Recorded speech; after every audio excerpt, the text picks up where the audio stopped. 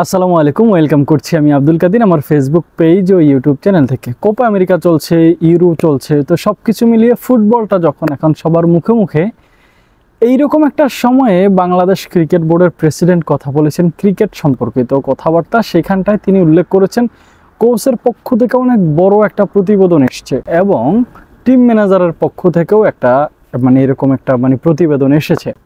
প্রশ্নের জায়গাটা হলো, নাজমুল হাসান পাপন বলেছেন তিনি এখনো এটা কোচেরটা এখনো দেখেননি। অবশ্যই তিনি সেটা দেখবেন, তারপরে তিনি সংবাদ মাধ্যমে কথা বলবেন বা সেটা নিয়ে তিনি কথাবার্তা বলবেন। আমার প্রশ্ন হচ্ছে, এই যে প্রতিবেদনগুলো বাংলাদেশ ক্রিকেট বোর্ডে আসে, প্রতিবেদনগুলোর রেজাল্ট আলটিমেটলি কি হয়, কিন্তু নেওয়ার পরে সেইটার নিয়ে বাংলাদেশ ক্রিকেট বোর্ড আলটিমেটলি কি করে? এখনো পর্যন্ত কোনো বিশ্বকাপের পরে, যত বিশ্বকাপই বাংলাদেশ খেলেছে, কোনো বিশ্বকাপের পরে সেই বিশ্বকাপের পারফরমেন্স নিয়ে প্রকৃত কোনো উদ্যোগ বাংলাদেশ ক্রিকেট বোর্ডের বা আসলে কোনো কারণ দর্শানোর নোটিশ পর্যন্ত আমার কাছে মনে হয় না কাউকে দেওয়া হয়েছে। গত বিশ্বকাপে বাংলাদেশ মাত্র 2টা ম্যাচ জিতেছে। একটা সময় আমরা এমন একটা পরিস্থিতিতে চলে গেছি যে ওই সময় শ্রীলঙ্কার বিপক্ষে যদি আমরা না জিততে পারতাম, এই যে সামনে চ্যাম্পিয়ন্স ট্রফি হবে, এই চ্যাম্পিয়ন্স ট্রফিতেও আমরা খেলতে পারতাম না। তখন অন্য দলগুলো যখন সেমিফাইনালে যাওয়ার লড়াই খেলছে, তখন আমরা খেলেছি চ্যাম্পিয়ন্স ট্রফিতে খেলার জন্য, আমরা ওই ম্যাচটা জিততে চেয়েছি। তো ওই রকম বরাঢুবির পরেও বাংলাদেশ ক্রিকেট বোর্ড কিন্তু একটা তদন্ত কমিটি গঠন করেছে। সেই তদন্ত কমিটি একটা চূড়ান্ত একটা রিপোর্ট পর্যন্ত দিয়েছে।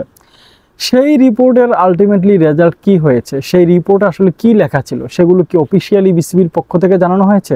জানানো হয় নাই। এখন টিম ম্যানেজার রিপোর্ট করেছেন, আমাদের হাতুরু সিংয়ের লম্বা রিপোর্ট করেছেন, বড় রিপোর্ট করেছেন। সব কিছুকে আমি একটা সাইডে রেখে হাতুরু সিংয়ের একটা রিপোর্টের অংশ হিসেবে যেটা গণমাধ্যমে এসেছে, সেটা হচ্ছে নাজমুল হাসান মিথ্যা কথা বলেছেন বা বিষয়টাকে ভুলভাবে প্রকাশ করার কারণে বাংলাদেশ ক্রিকেট বোর্ডের কাছে চন্ডিকা হাতুরু সিংয়ের নালিশ করেছেন, অভিযোগ দায়ের করেছেন আমাদের অধিনায়কের বিরুদ্ধে।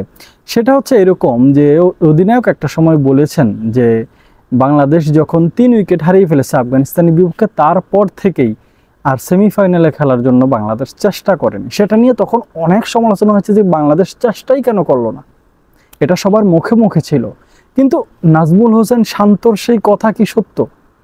যদি সেই কথা সত্যি হয়ে থাকে, তাহলে কোচ কেন তার বিরুদ্ধে নালিশ করেছে বাংলাদেশ ক্রিকেট বোর্ডে, বা তার যেই প্রতিবেদন বা রিপোর্ট, সেই রিপোর্টে কেন সেটা তিনি উল্লেখ করেছেন?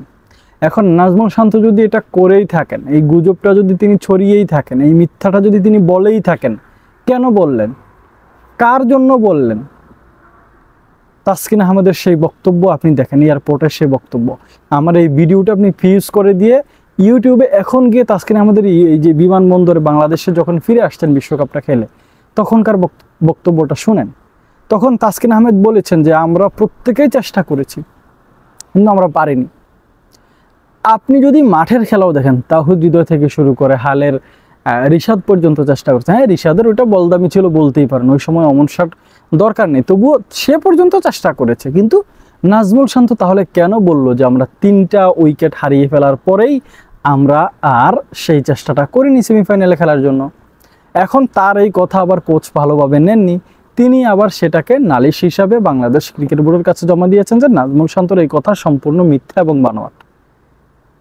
প্রশ্ন একটা, যে নাজমুল শান্ত কেন বা কার জন্য এই মিথ্যার আশ্রয় নিয়েছেন? অবশ্যই আমার কাছে মনে হয় সিনিয়রদেরকে বাঁচানোর জন্য।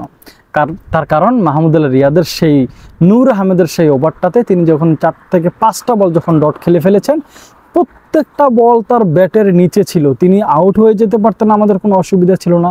তিনি যদি অন্তত ট্রাই করতেন ছক্কা মারার, তিনি যদি বলকে বাউন্ডারি লাইনে পাঠানোর জন্য ওইভাবে হিটিং করার চেষ্টা করতেন, তখনও তো মনকে বোঝানো যেত যে হ্যাঁ তিনিও চেষ্টা করেছেন। কিন্তু তিনি তো সেটাও করেননি, তিনি ডট খেলেছেন।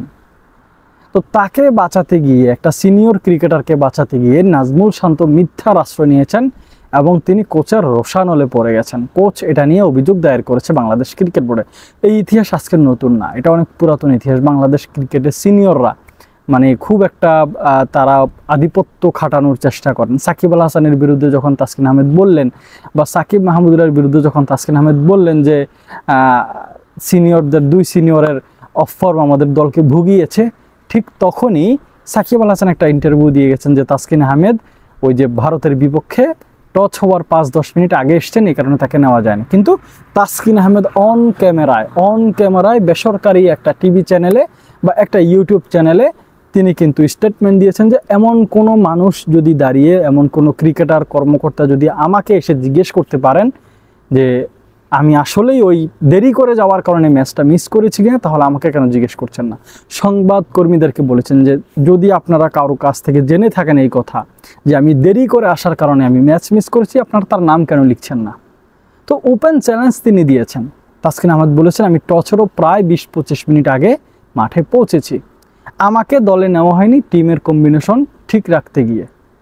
তো সাকিব আল হাসানদের বিরুদ্ধে যখন তাসকিন আহমেদরা মানে সঠিক লিগ্যাল কথা বলেন যে তাদের অফ-ফর্ম আমাদের দলকে ভুগিয়েছে, সেইটা আমাদের সিনিয়র ক্রিকেটাররা নিতে পারেন না। তারা আবার একটা জুনিয়রকে ব্লেম করে ফেলেন, একটা জুনিয়রের বিরুদ্ধে মিথ্যা অভিযোগ করেন।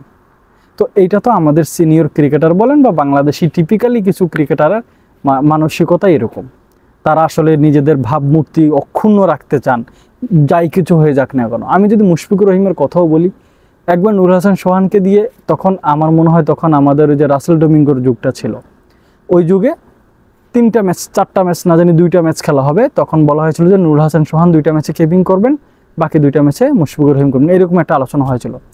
ওই আলোচনার পরে মুশফিকুর রহিম বলেছেন যে তিনি আর কিপিংই করবেন না, একটা জুনিয়র কিপিং করবে, তিনি দলের সুযোগ পেয়েছেন, তাকে সেই সুযোগটাই আমাদের সিনিয়র ক্রিকেটার মুশফিকুর রহিম দিতেই চাননি। তো এইরকম অনেক আছে, অহরহ আছে, আপনি খুঁজলে পেয়ে যাবেন। এখন সেটা দেখা গেছে একটা জুনিয়রও, মানে অবশ্যই সাকিব মাহমুদের থেকে আমাদের নাজমুল শান্ত বা দলীয় অধিনায়ক, তিনি অনেকটা জুনিয়র, তো তিনি একটা সিনিয়র ক্রিকেটারকে বাঁচাতে গিয়ে এখন বোর্ডের কাছে জবাবদিহি করতে হবে। এবং তার যে কোচ, যার সাথে তিনি পরিকল্পনা করবেন, যার সাথে তিনি স্কোয়াড তৈরি করবেন, যার সাথে তিনি একাদশ তৈরি করবেন, যার সাথে তিনি মাঠের খেলার প্ল্যানিং করবেন, তার রোশানলে পর্যন্ত পড়তে হয়েছে। তো এই সিনিয়র বা জুনিয়র এই কোটাধারী ক্রিকেটার যারা আছে, এখন তো কোটা নিয়ে খুব কথাবার্তা হচ্ছে, মানে যারা মানে সিনিয়র কোটায় বা অভিজ্ঞতা কোটায় যারা বাংলাদেশ জাতীয় দলে খেলেন, আমার কাছে মনে হয় তাদেরকে বিদায় করার সুযোগ এসেছে। ভালো থাকবেন, সুস্থ থাকবেন, আল্লাহ হাফেজ।